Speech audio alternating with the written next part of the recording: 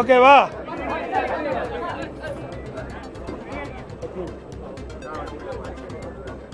அனைத்து ஊடக நபர்களுக்கும் பத்திரிகை நபர்களுக்கும் இனிய தீபாவளி நல்வாழ்த்துக்கள். நன்றி. உங்களுடைய வாழ்த்துக்களுக்கு என்னுடைய நன்றி. இன்றைய தினம்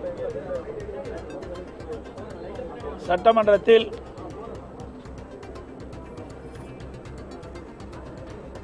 கவன ஈர்ப்பு தீர்மானத்தின் மீது சில கருத்துக்களை அனைத்து இந்திய அண்ணா திராவிட முன்னேற்ற கழகம் சார்பாக அரசுடைய கவனத்திற்கு கொண்டு வந்தேன். இதில் தமிழ்நாட்டில் தயாரித்த இருமல் மருந்து விவகாரம் பத்திரிகையாளர் ஊடக நண்பர்கள் நன்றாக தெரியும்.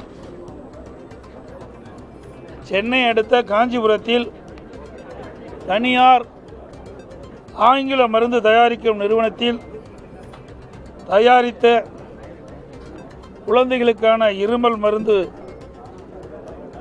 உபயோகித்து மத்திய பிரதேச மாநிலத்தில் சுமார் 25 குழந்தைகள் மரணம் அடைந்திருக்கின்றார்கள். இது குறித்து கவன தீர்மானம் அதிமுக சார்பில் கொண்டு வந்து அரசினுடைய கவனத்திற்கு நாங்கள் தெரிவித்தோம். இதில் முக்கியமானது எங்களுடைய சட்டமன்ற துணைத் தலைவர் அவர்கள் இந்த கவன ஈர்ப்பு தீர்மானத்திலே கலந்து கொண்டு அதிமுக சார்பாக கருத்துக்களை தெரிவித்தார். ஆகஸ்ட் மாத இறுதியில் மத்திய பிரதேசத்தில் தமிழகத்தில் தயாரிக்கப்பட்ட கோல்ட்ரிப் இருமல் மருந்து இன்றைக்கு அதை பயன்படுத்திய 12 பச்சிளங்குழந்தைகள் உயிரிழந்துவிட்டனர். தமிழ்நாட்டின் சென்னைக்கு அருகில் இருக்கின்ற காஞ்சிபுரத்தில் தயாரிக்கப்பட்ட இருமல் மருந்து, இந்த மருந்து இந்தியா முழுவதும் இன்றைக்கு விற்பனை செய்யப்பட்டிருக்கின்றன. அக்டோபர் மாதம் 1ஆம் தேதி மத்திய பிரதேச மருந்து கட்டுப்பாட்டுத்துறை தமிழக அரசுக்கு இது குறித்து ஒரு அவசர கடிதம் அனுப்பப்பட்டுள்ளது. தமிழக அரசு 3/10/2025 அன்று அந்த மருந்து நிறுவனம் மிகப்பெரிய தவறு இழைத்ததாகவும் 39 GMP மீறல்கள் உள்ளதாகவும் தெரிவித்து உற்பத்தியை நிறுத்துமாறு தடை விதித்துள்ளது. 7/10/2025 அன்று மத்திய பிரதேச அமைச்சர் திரு நரேந்திர சிவாஜி படேல் தமிழக சுகாதாரத்துறை மிகுந்த அலட்சியமாக இருக்கின்றது என்று பகிரங்கமாக குற்றம் சாட்டியிருக்கின்றார். அதோடு சென்னை அசோக் நகரில் மருத்துவ நிறுவன உரிமையாளரான ஜி ரங்கநாதன் அவர்களை மத்திய பிரதேச சிறப்பு விசாரணை குழு கைது செய்யப்பட்டது. அக்டோபர் 15ஆம் தேதி சேசன் பார்மா மருந்து நிறுவனத்தில் உற்பத்தி தடை செய்கிறது. மேலும் மருந்து நிறுவனங்களுக்கு சொந்தமான இடங்களிலும் ஈடி சோதனை நடைபெறுகிறது. அதற்கு பிறகுதான் தமிழ்நாடு அரசு மருந்து கட்டுப்பாட்டு அதிகாரிகள் இடைநீக்கம் செய்கிறார்கள். தற்போது இறந்த குழந்தைகளின் எண்ணிக்கை 25. உலக சுகாதார நிறுவனம் WHO இந்த கோல்ட்ரிப் மருந்தை பயன்படுத்த வேண்டாம் என்று எச்சரித்திருக்கின்றது. இப்படி குழந்தைகளுக்கு தயாரிக்கின்ற மருந்துகள் அந்த நிறுவனத்தை தொடர்ந்து இந்த அரசு கண்காணிக்க வேண்டும். இப்படி கண்காணிக்காத காரணத்தினால்தான் இன்றைக்கு விலைமதிக்க முடியாத 25 பச்சிளம் குழந்தைகளை இன்றைக்கு இறந்திருக்கின்றது என்பது மிகுந்த வேதனைக்குரிய சம்பவம். இன்றைய தினம் கவன ஈர்ப்பில் மாண்பு சுகாதாரத்துறை அமைச்சர் அவர்கள் பதில் கொடுத்திருக்கிறார். அதில் 1/10/2019 அன்று நடைபெற்ற ஆய்வின் அடிப்படையில் சட்ட நடவடிக்கையின் காரணமாக மருந்து உற்பத்தி ப்ராடக்ட் சஸ்பென்ஷன் 2 வாரங்களுக்கு நிறுத்தி வைக்கிறாங்க. அப்போ அது மருந்து இந்த கம்பெனி சோதனை செஞ்சு அது தவறு இருக்கின்ற காரணத்தினால இந்த நடவடிக்கை எடுக்கப்பட்டது. 27/11/2020 அன்று நடைபெற்ற ஆய்வின்படி அந்த நிறுவனத்தின் மீது வழக்கு தொடரப்பட்டு நீதிமன்றம் 25,000 ரூபாய் அபராதம் விதிக்கின்றது. சிறை தண்டனையும் வழங்கப்பட்டது. 21/12/2020 அன்று நடைபெற்ற ஆய்வின் அடிப்படையில் சட்ட நடவடிக்கையின் காரணமாக மருந்து உற்பத்தி ப்ரொடக்ட் சஸ்பென்ஷன் 2 வாரங்கள் நிறுத்தி வைக்கப்படுது. அதுக்கு பிறகு 14/2/2022 அன்று நடைபெற்ற ஆய்வின்படி வழக்கு தொடரப்பட்ட நீதிமன்றத்தில் 60,000 ரூபாய் அபராதமும் சிறை தண்டனையும் விதிக்கப்படுகிறது. 30/6/2023 அன்று நடைபெற்ற சோதனைப்படி குறைபாடுகள் உள்ள மருந்து உற்பத்தி நிறுவனத்திற்கு 1 மாதத்திற்கு மருந்து உற்பத்தியை நிறுத்தி வைக்கப்படுகிறது. இதையெல்லாம் இந்த மருந்து நிறுவனத்தில் சோதனை செய்யப்பட்ட காலகட்டம். இந்த சோதனையில் இந்த மருந்து கம்பெனி தயாரித்த மருந்தில் பல்வேறு முறைகேடு இருக்கின்ற காரணத்தினால் அதையெல்லாம் அப்பொழுது சோதனையின் அடிப்படையில் கண்டுபிடிக்கப்பட்டு நீதிமன்றத்தின் மூலமாகவும் அபராதம் விதிக்கப்பட்டது, தண்டனையும் விதிக்கப்பட்டது.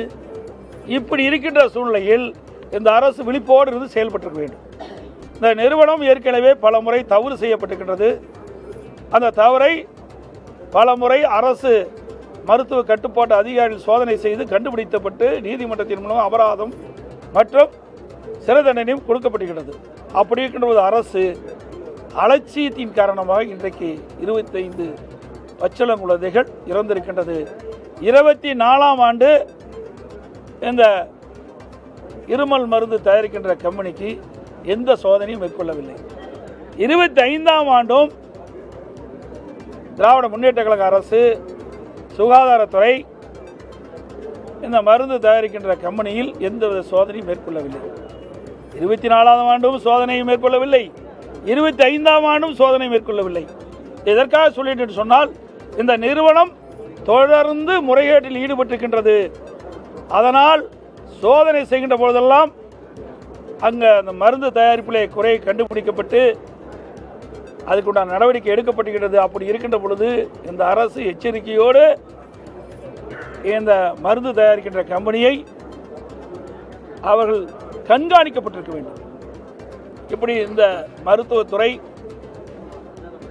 இன்றைக்கு சுகாதாரத்துறை, இன்றைக்கு இருக்கின்ற அமைச்சர் ஏதோ பேசுகிறார், ஏதோ விளக்கத்தை கொடுக்கின்றார். ஆனால் 2024ஆம் ஆண்டு அந்த இருமல் மருந்து தயாரிக்கின்ற கம்பெனியில் ஏன் சோதனை செய்யவில்லை? 25ஆம் ஆண்டு இந்த அரசு அந்த இருமல் மருந்து தயாரிக்கின்ற கம்பெனியில் ஏன் சோதனை செய்யவில்லை? 2 ஆண்டுகள் தொடர்ந்து சோதனை செய்யாத இருக்கின்ற காரணத்தினால்தான் இந்த இருமல் மருந்து தயாரிக்கின்ற கம்பெனியில் பல்வேறு வேதியியல் பொருட்கள் அதில் கலந்து இந்த மருந்தை தயாரித்த காரணத்தினால் இன்றைக்கு உயிரிழப்பு ஏற்பட்டிருக்கின்றது. ஆகவே இந்த அரசினுடைய அலட்சியத்தின் காரணம்தான் இந்த உயிரிழப்பு ஏற்பட்டு என்பதை நேரத்தில் சுட்டிக்காட்ட கடைப்பட்டிருக்கிறேன். அதே போல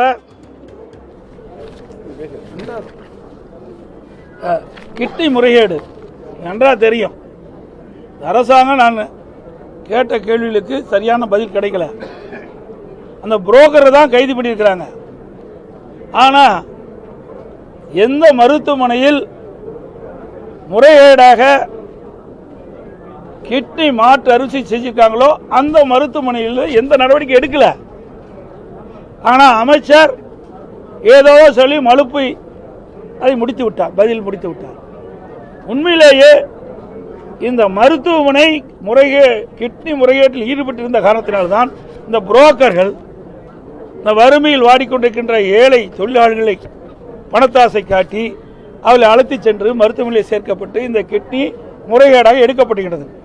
இதுக்கு மருத்துவமனையும் காரணம்.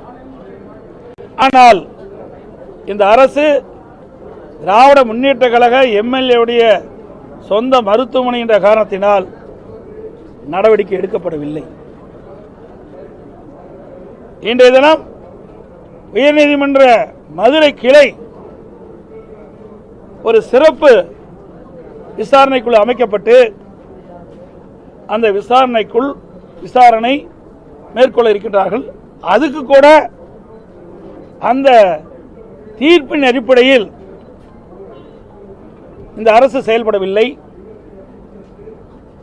மதுரை உயர்நீதிமன்றம் கொடுத்த தீர்ப்பை எதிர்த்து உச்சநீதிமன்றத்தில் மேல்முறையீடு செய்கிறார்கள். இதை யாரை காப்பாற்றுவதற்கு? திராவிட முன்னேற்ற கழக அரசு அவளுக்கு கிடைத்த அடிப்படையில் தான், கிடைத்த தகவலின் அடிப்படையில் 2 மருத்துவமனையில் சோதனை செய்யப்பட்டு ஆய்வு செய்யப்பட்டு அந்த ஆய்வில் கிட்னி முறைகேடு நடைபெற்றது கண்டுபிடிக்கப்பட்டு இதையெல்லாம் செய்து இந்த அரசாங்கம் தான். அப்படி இவர்களே கண்டுபிடிக்கப்பட்ட பிறகு முறையாக விசாரணை மேற்கொள்ளாத காரணத்தினால் தனிநபர் ஒருவர் மதுரை உயர்நீதிமன்ற கிளையிலே வழக்கு தொடர்ந்த காரணத்தினால் உயர்நீதிமன்றம் ஒரு சிறப்பு விசாரணை குழு அமைக்கப்பட்டது. அதையும் எதிர்த்து போகிறார்கள். இனியாவது இந்த அரசு நாட்டு மக்களுக்கு உண்மை தெரிவிக்கின்ற விதத்தால் இந்த கிட்னி முறைகேட்டில் யாரெல்லாம் தவறு செய்கின்ற இழைத்தார்களோ அவர்கள் மீது உரிய நடவடிக்கை எடுக்கப்பட வேண்டும் என்று நேரத்தில் தெரிவிக்கின்றேன்.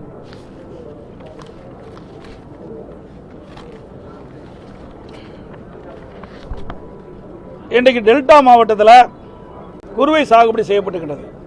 நல்ல விளைச்சல் கிடைத்திருக்கின்றன. இந்த அரசாங்கம்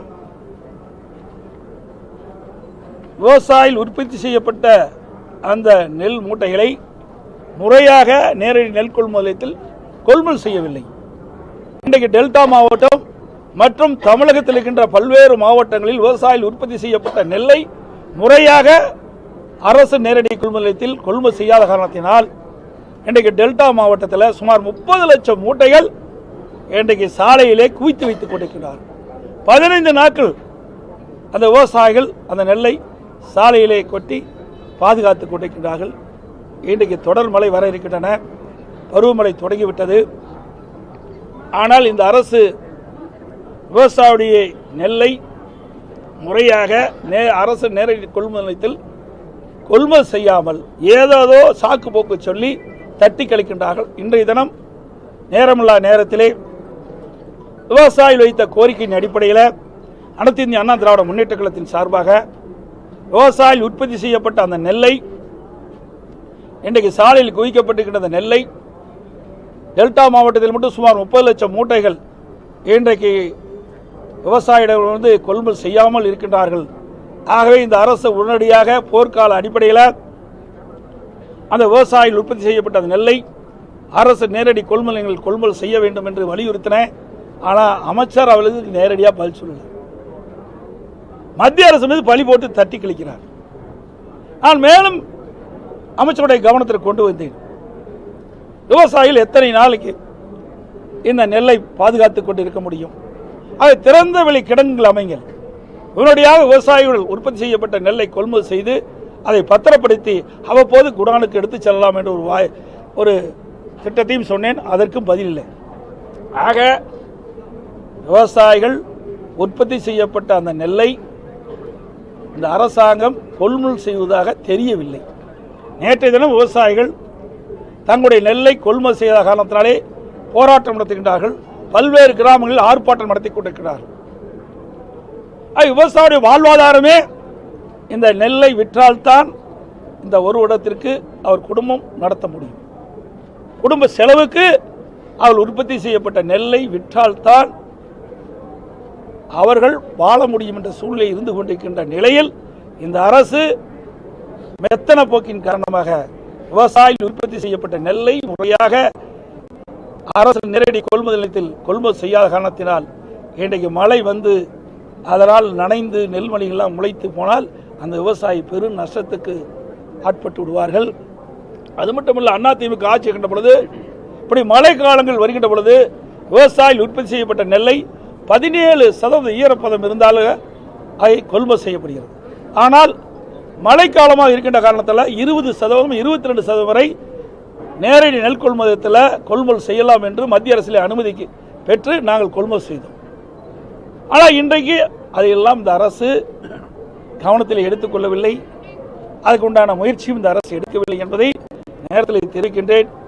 இன்றைக்கு 30 லட்சம் மூட்டைகள் இன்றைக்கு திறந்த வெளியிலே சாலையிலே குவித்து வைத்துக்கின்ற விவசாயிகள் கடும் துன்பத்துக்கும் வேதனைக்கும் ஆளாகின்றார்கள்.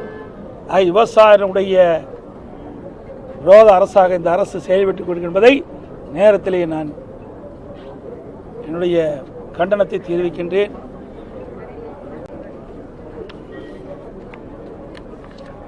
அதேபோல நிதி பற்றி சொன்னாங்க. இன்றைக்கு 2014 2021 வரை மைய அரசுடைய வரி பகிர்வு அதிமுக ஆட்சியில் 5 ஆண்டு 2016 2017 2020-21 வரை இன்றைக்கு 1,33,590 கோடி மத்திய அரசின் வரி பகிர்வு. அதே திராவிட முன்னேற்ற கழக ஆட்சி 2021-22 முதல் 25-26 இன்று வரை மைய அரசுடைய வரி பகிர்வு 2,32,773 கோடி. இதில் பார்த்தீங்கன்னா 99,000 கோடி கூடுதலாக வந்திருக்குது. மத்திய அரசின் வரி பகிர்வு அதிமுக ஆட்சியில் வந்ததை விட திராவிட முன்னேற்ற கழக ஆட்சியில் கூடுதலாக தான் நிதி பெறப்பட்டிருக்கின்றது. அதே போல மத்திய திட்ட நிதி அதிமுக ஆட்சியில் 5 ஆண்டு 2014 2021 வரை 1,18,248. திராவிட முன்னேற்ற கழக ஆட்சியில் 1,42,499. அதுலேயும் சுமார் 25,000 கோடி அதிமுக ஆட்சியை விட கூடுதலாக தான் மத்திய திட்ட நிதியும் கிடைச்சிருக்குது. அது மட்டும் இல்லை, இதையெல்லாம் மொத்தமாக பார்க்கின்ற பொழுது 5 ஆண்டில் அதிமுக ஆட்சியில் 2,51,835 கோடி நமக்கு கிடைச்சிருக்குது வருவாய். திராவிட முன்னேற்ற கழக ஆட்சியில் 3,75,272 கோடி கிடைச்சிருக்கு. வரி பகிர்வும் அதிகம், கடனும் அதிகமாகறீங்க, திட்டமும் ஒன்றும் இல்லை. இதை கேள்வி கேட்டால் ஏதோ பர்சன்டேஜ் சொல்லி மலுப்பை பார்க்குறாரு. ஏன்னா இந்த திமுக ஆட்சியில் பர்சன்டேஜ் வாங்குறதுல இன்றைக்கு கைதேர்ந்தவர்கள் அதை சொல்லி சமாளிக்கிறாங்க. இன்றைக்கு 73 ஆண்டு காலம் தமிழகத்திலே பல்வேறு ஆட்சியாளர்கள் ஆட்சி செஞ்சிருக்கிறாங்க. காங்கிரஸ் ஆட்சி, திமுக ஆட்சி, அதிமுக ஆட்சி மாறி மாறி ஆட்சி செய்த காலம் 73 ஆண்டு காலம். 2021 வரை இன்றைக்கு 5,18,000 கோடி. அதில் மாண்பு அம்மாவோடு தமிழகத்துடைய முதலமைச்சராக 2011 பொறுப்பேற்கின்ற பொழுது திராவிட முன்னேற்றத்துடைய கடன் 1,14,000 கோடி. அப்போ பார்க்கும்போது அதிமுக கடன் 4,10,000 கோடி தான் கருதுகிறேன்.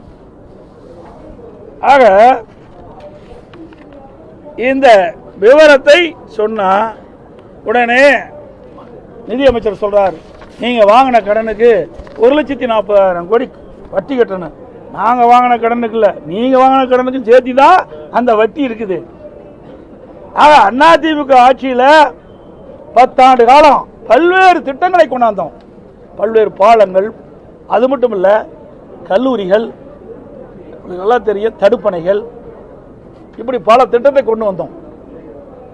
அதோட மூலதன செலவு அதிகம், ஆனா திமுக ஆட்சியில் வருவாய் செலவு கூடி இருக்குது.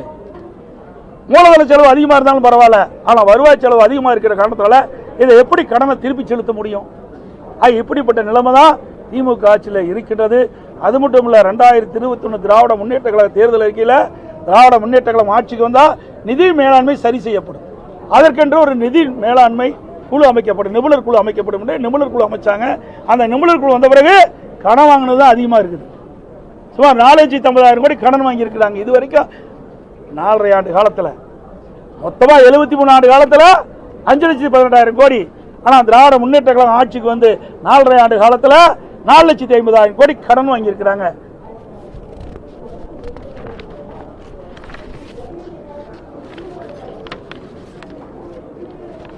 அதே போல நீ உயர்நீதிமன்றத்தில் ஒரு வழக்கு வந்தது. சாத்தூர் நகராட்சியில் ஓய்வு பெற்ற ஒரு அரசு ஊழியர் அவர்கள் ஓய்வூதியம் தனக்கு கிடைக்கவில்லை என்று ஒரு வழக்கு தொடர்ந்தார். அந்த வழக்கில் நீதிபதி விசாரிக்கின்ற பொழுது அங்கு இருக்கின்ற சாத்தூர் நகராட்சி கமிஷனரை அழைத்து விளக்கம் கேட்கிறார். அப்படி விளக்கம் கேட்கின்ற பொழுது அவர் 18 மாதம் கழித்து அந்த ஓய்வூதியத்தை வழங்கப்படும் என்று தெரிவிக்கிறார். அதோடு ஏன் அவ்வளவு காலம் என்று நீதியரசர் கேட்கின்ற பொழுது தற்போது அந்த நகராட்சியிலே பணம் இல்லை, நிதி இல்லை என்று குறிப்பிடுகிறார். அப்பொழுது நீதியரசர் சொல்லுகின்றார், ஓய்வு என்பது பரிசல்ல, அது வாழ்நாள் உழைப்பின் பலனாக பெறப்படும் உரிமை என்றும், மேலும் ஓய்வு பெற்ற பணம் வழங்கப்படும் வரை அதிகாரிகள் சம்பளம் பெறக்கூடாது என உயர்நீதிமன்ற மதுரைகளை உத்தரவிட்டிருக்கு. எந்த அளவுக்கு ஒரு மோசமான ஆட்சி என்பதை பாருங்க. ஓய்வூதியம் கூட கொடுக்க முடியாத ஒரு அரசாங்கம் எப்படி மக்கள் இந்த அரசாங்கம் காக்க போகுது?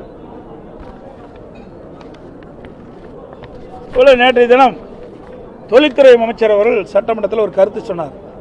பாஸ்கான் விவரத்தை பற்றி சொன்னார். பாஸ்கான் நிறுவனம் தமிழகத்தில் 15,000 கோடி முதலீடு செய்யப்படுவதாக தொழில்துறை மந்திரி அறிவித்தார். ஆனால் பாஸ்கான் தலைமை நிறுவனம் அப்படி 15,000 கோடி தமிழகத்தில் முதலீடு செய்யப்பட இல்லை என்ற ஒரு கருத்தை வெளியிட்டது. அதற்கு நேற்றைய தினம் சட்டமன்றத்தில் விவாதம் வந்த பொழுது தொழில்துறை அமைச்சர் சொல்றார், பாஸ்கான்ல பல துணை நிறுவனம் இருக்குது, அதில் ஒரு நிறுவனம் தான் இந்த 15,000 கோடி தமிழகத்தில் முதலீடு செய்ய உள்ளதாக சொல்றார். அப்படி என்றால் பாஸ்கான்ல துணை நிறுவனம் என்ன என்று வெளிப்படையாக சொல்லுங்க. எல்லா மக்கள் எதிர்பார்க்கிறாங்க, ஊடகம் பத்திரிகைகள் எதிர்பார்க்கிறாங்க. எல்லாமே வெற்றி அறிவிப்பு, அத்தனையும் பொய் அறிவிப்பு. இன்றைக்கு இந்த அரசாங்கம் அமைத்த பிறகு எவ்வளவு தொழிற்சாலைகள் வந்திருக்கின்றன, எவ்வளவு நிதி பெறப்பட்டிருக்கிறது, எவ்வளவு வேலைவாய்ப்பு கிடைக்கப்பட்டிருக்கு. வெள்ளை அறிக்கை கேட்டா வெள்ளத்தாள் எடுத்து காட்டுறாரு. அதுதான் உண்மை, ஒண்ணுமே கிடையாது. வெள்ளத்தாள் எப்படி இருக்குதோ அது மாதிரி தான் இந்த ஆட்சியுடைய நிலைமை இருக்குது. தமிழ்நாடு முதலமைச்சர் ஜெர்மன் நாட்டுக்கு செல்கின்ற பொழுது நம்முடைய நிருபர்களை சந்தித்து அவர் செய்தியாளரிடம் தெரிவிக்கின்றார், திராவிட முன்னேற்ற கழகம் ஆட்சிக்கு வந்த பிறகு 922 புரிந்துணர்வு ஒப்பந்தங்கள் போடப்பட்டதாகவும் 10,62,000 கோடி தொழில் முதலீட்டு ஈர்க்கப்பட்டதாகவும், இதையெல்லாம் நடைமுறைப்படுத்துகின்ற போது 32 லட்சம் பேர்களுக்கு வேலைவாய்ப்பு கிடைக்கும் என்ற ஒரு செய்தி சொல்லிட்டு பிறகு 77% புரிந்துணர்வு ஒப்பந்தம் நிறைவேற்றப்பட்டது என்ற ஒரு செய்தி சொல்றார். அப்படி 77% புரிந்துணர்வு ஒப்பந்தம் நிறைவேற்றப்பட்டிருந்தால் 25 லட்சம் பேருக்கு வேலை கிடைச்சிருக்கும். அப்படி எந்தவித ஒரு சம்பவம் தமிழகத்தில் இருந்தா தெரியல. ஒரு புரிந்துணர்வு ஒப்பந்தம் போட்ட உடனே ஒரு தொழில் வந்து விடாது. புரிந்துணர்வு போட்ட பிறகு அந்த தொழில் நிறுவனம் முதற்கட்டமாக நிலத்தை கையகப்படுத்த வேண்டும். பிறகு அந்த தொழிற்சாலைக்கு தேவையான நிதி ஆதாரத்தை பெருக்க வேண்டும். அதுக்கு பிறகு பல்வேறு துறைகளில் இருந்து அனுமதி பெற வேண்டும். அதுக்கு பிறகு கட்டமைப்பு ஏற்படுத்த வேண்டும். ஆக பெரிய தொழில் வருவது என்று சொன்னால் சுமார் 3 ஆண்டு காலம் பிடிக்கும். அதுக்கு பிறகுதான் அந்த தொழிற்சாலை இயங்கும். அதுக்கு பிறகுதான் பணியாளர் அமர்த்தப்படுவார். ஆனால் தமிழ்நாட்டு முதலமைச்சரை பொறுத்த வரைக்கும் தொழில் முதலீட்டை புரிந்துணர்வு ஒப்பந்தம் போட்ட உடனே அப்படியே நிதி வந்த மாதிரியும் அந்த தொழில் துவங்கின மாதிரியும் லட்சக்கணக்கான பேருக்கு வேலை கிடைத்த மாதிரியும் ஒரு தவறான கருத்தை மக்களிடத்திலே பரப்புகிறார் என்ற செய்தியை மட்டும் நேரத்தில் தெரிவிக்க விரும்புகிறேன். அது மட்டும் இல்ல, மத்திய அரசாங்கம் ஒரு அறிவிப்பு கொடுத்திருக்குது. சுமார் எனக்கு கிடைத்த தகவல் எப்படி 60,000 கோடி தான் தமிழகத்தில் முதலீடு வந்ததாக ஒரு செய்தி.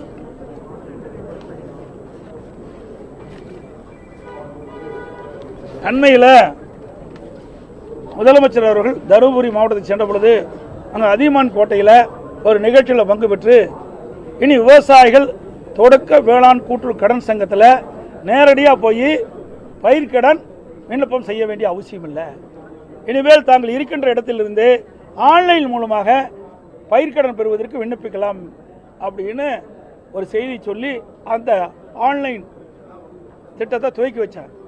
இதுவரைக்கும் தமிழ்நாட்டில் இருக்கிற சுமார் 4,400 கூட்டுறவு சங்கத்தில் இந்த முறை இன்னும் பின்பற்றவில்லை. அத்தனையும் இதை இந்த அரசு மக்களை ஏமாற்றுகிற அரசு. ஒரு திட்டத்தை அறிவிப்பாங்க, அதோட முடிஞ்சு போச்சு. ஆனால் அந்த திட்டம்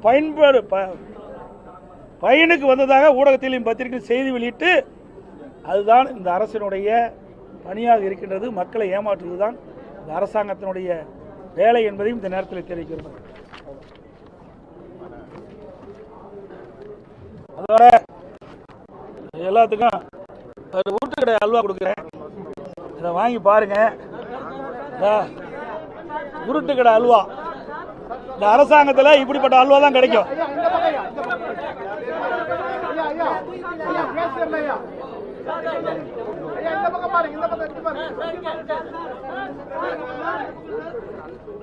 இந்த தீபாவளி வருதுல்ல, இந்த தீபாவளி இருக்கின்ற பொழுது 2021ஆம் ஆண்டு இன்றைய முதலமைச்சர் எதிர்க்கட்சி தலைவராக இருக்கின்ற பொழுது திமுக தலைவர் அவர் சுமார் 525 அறிவிப்புகள் வெளியிட்டார். அப்படி அறிவிப்பு வெளியிட்ட பிறகு சுமார் 10% அறிவிப்பு கூட நிறைவேற்றவில்லை. எல்லாத்துக்கும் அல்வா கொடுத்துட்டாரு. இப்ப இந்த உருட்டுக்கடை அல்வா நீங்க பிரிச்சு படிச்சு பாருங்க, எப்படி டேஸ்டா இருக்குதா எப்படி பார்த்து சொல்லுங்க. எந்த அளவுக்கு இந்த அரசாங்கம் அல்வா கொடுத்து மக்களை ஏமாற்று என்பது மக்கள் உணர வேண்டும்.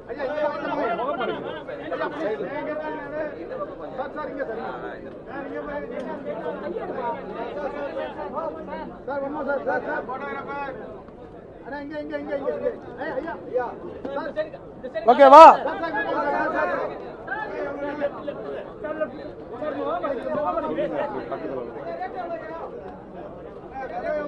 இந்த அல்வாலாம் நீ வாங்கிக்க, உங்களுக்கு தான் அல்வா பாருங்க. இனிமேல் இந்தாப்பா வாங்கிக்கப்பா. அதான் ரைட், ஆளுக்கு ஒண்ணா வாங்கிக்க. நான் இதில் கூடப்பா, இந்தா கொடு, இதில் பத்திரிக்கையாளர்லாம் கொடு.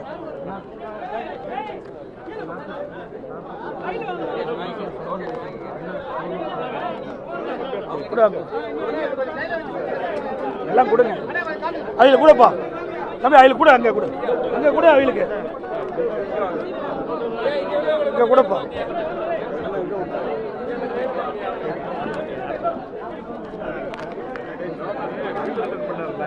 வேண்டாம்